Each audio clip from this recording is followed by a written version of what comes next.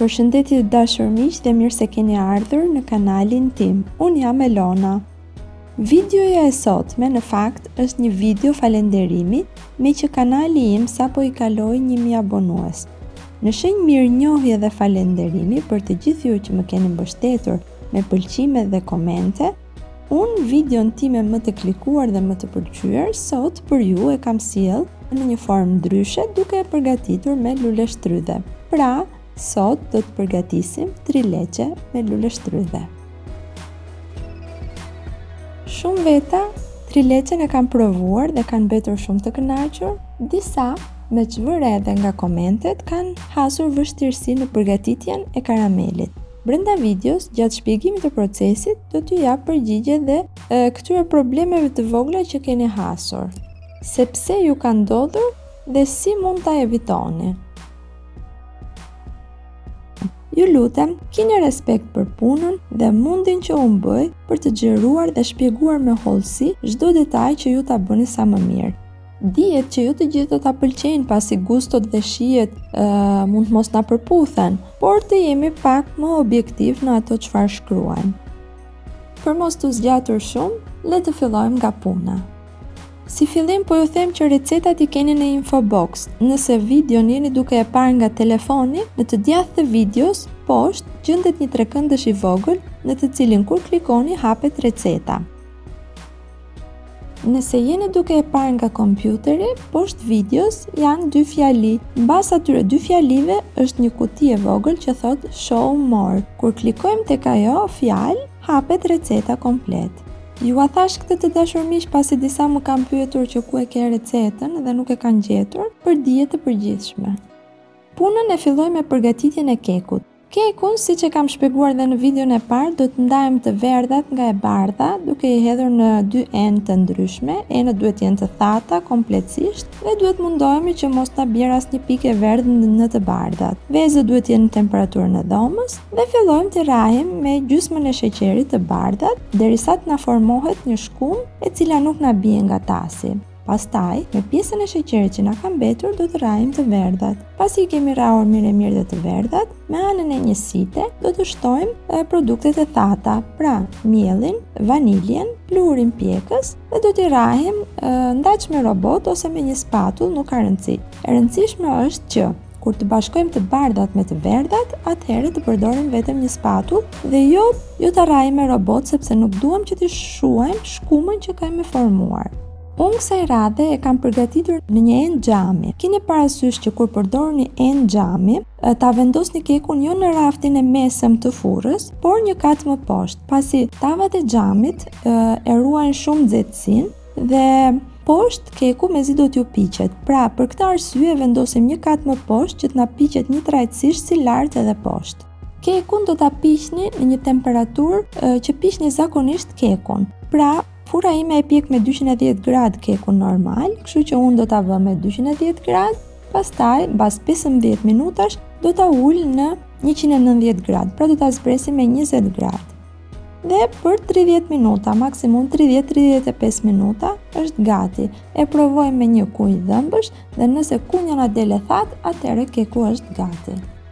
Gjatë kohës që trileqja është në furrë, neve fillojmë dhe përgatisim sherbetin e qumshtit. Një ndër kritikat që më ka bërë dhe përshtypje vjen pikërisht për këtë pjesë, pasi një nga ndjekësit më ka shkruar që ti nuk ke bërë trileqe, por ke bërë dos leqes.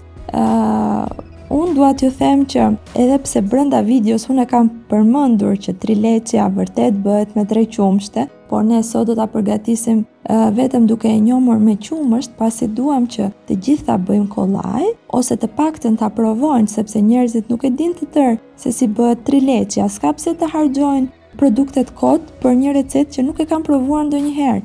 Pra, ju mund ta provoni një herë duke e qullur vetëm me qumësht për të provuar veten që a e realizoni dot. Pastaj, nëse juve e realizoni shumë mirë recetën, jeni të lirë që të shtoni dhe qumshin e kondensuar dhe panën dhe mund ta bëni tamam siç është receta origjinale. Unë poshtë në info box do t'ju shkruaj edhe recetën origjinale siç është me 3 lloje qumshti dhe për masat për me 3 lloje qumshti, që kush ka dëshirë ta provojë me 3 qumshte, le ta bëj kush nuk i ka mundësit dhe nëse do e qullni vetëm me qumësht, ajo do të dali perfekte, ju siguroj që shija është shumë e mirë. Këtu keni parasysh që qumshti duhet jetë i ftohtë dhe keku gjithashtu i ftohtë. Pasi po t'ja hedhim të ngrohtë do ta pi kompletisht keku dhe kur t'i ngulim pirunin nuk do të ketë atë të derdhjen e qumshtit që është karakteristike e trileçes pra. Shtresa kremoze që është përsipër është thjesht një pana e rrahur me robot, ose është shllak për ëmbëlsira, ose krem shanti. Nuk e di në vendin ku jetoni ju nëse ka krem shanti. Nëse ka, një nga ato paketat e kremit të shantit e përgatisim sipas recetës që lexon në paketë dhe ja hedhim përsipër në një shtresë të hollë që do ta ruaj kremi që do i hedhim përsipër ose i karamelit ose i luleshtrydheve mos ta pi keku, po të na qëndroj përsipër. Këtu të dashur miq do të hap një parantezë, do të them një dy llafe për ata që kanë hasur probleme me shtresën e karamelit që ju është forcuar. Të them të drejtën, gjatë përgatitjes së kremit të karamelit, nëse e vini re, pana që hedh unë është një pana e rrjedhshme. Disa marka janë të dëndura në mas, pra kur e hap kutinë është si e trash dhe bie si llokma nga kutia. Ato janë të mira për t'u rrahur me mikser, pasi mpiksen shumë mirë. Nëse pana që keni përdorur është e tillë, ndoshta ajo e ka shkaktuar faktin që ju është trashur kremi i karamelit. Pasi mua nuk më ka ndodhur ndonjëherë, siç e shihni edhe në video, është goxha i rrjedhshëm, nuk është se mpikset dhe kur e pret, domethënë me thik, nuk është se forcohet. Pra ky problem mund t'ju ketë ndodhur thjesht prej markës së panës që keni përdorur, ndrojeni. Përdorni një pana që është për makaronat për shembull, mos përdorni një pana për ëmbëlsirat. Pasi keku është ftohur plotësisht, e njohim me sherbetin e qumshtit që kemi përgatitur. Këtu vjen një kritik tjetër, të dashur miq, dikush kishte shkruar që për masa e qumshtit që keni dhënë është e pakët. Kësaj kritike preferoj t'ja përgjigje me video. Shikojeni vetë se si ngulet piruni në fetën e trileçes dhe se sa qumësh derdhet nga prerja me pirun. Pra të dashur miq, 1 litër qumësh është më se e mjaftueshme, nuk ka nevojë për më tepër.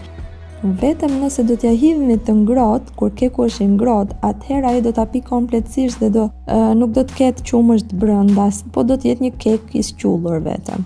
I shtrojmë dhe shtresën kremoze dhe fusim në frigorifer për gjatë gjithë kohës që ne do të merremi me përgatitjen e kremit karamel ose kremit me luleshtrydhe. Pasi edhe luleshtrydhe do t'i lëmë që derisa të ftohet. Pra për gjatë gjithë kësaj kohe, keku le të rinë në frigorifer. 400 gram luleshtrydhe, 1 gotë sheqer, gjysmë gotë ujë i hedhim në një tenxhere, i trazojmë mirë dhe kur fillon të valojë, do të llogarisim vetëm 3 minuta.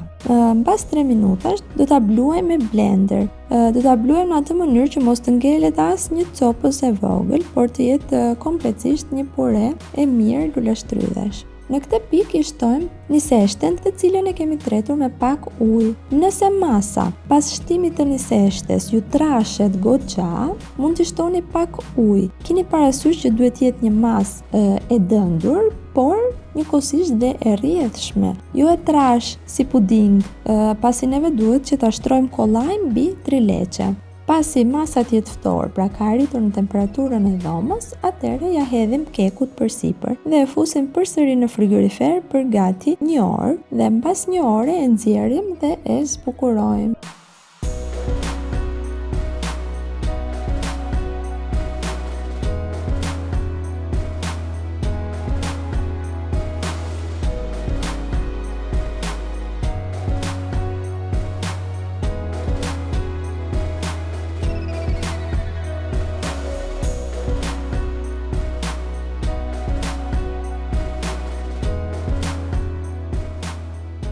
Kjo ishte pra të dashur miq, shpresoj që t'ju ketë pëlqyer. Ju falenderoj shumë për mbështetjen dhe komentet tuaja që më lumturojnë pa mas. Ju uroj që harmonia me njëri tjetrin dhe aroma e mirë e kuzhinës mos qoftë kur mangut në shtëpitë tuaja. Për respekt të punës dhe mundit, mos harroni të jepni like dhe nëse nuk doni që të humbni video të tjera si kjo, ju lutem abonohuni. Gjithë të mirat dhe mirë dëgjofshim.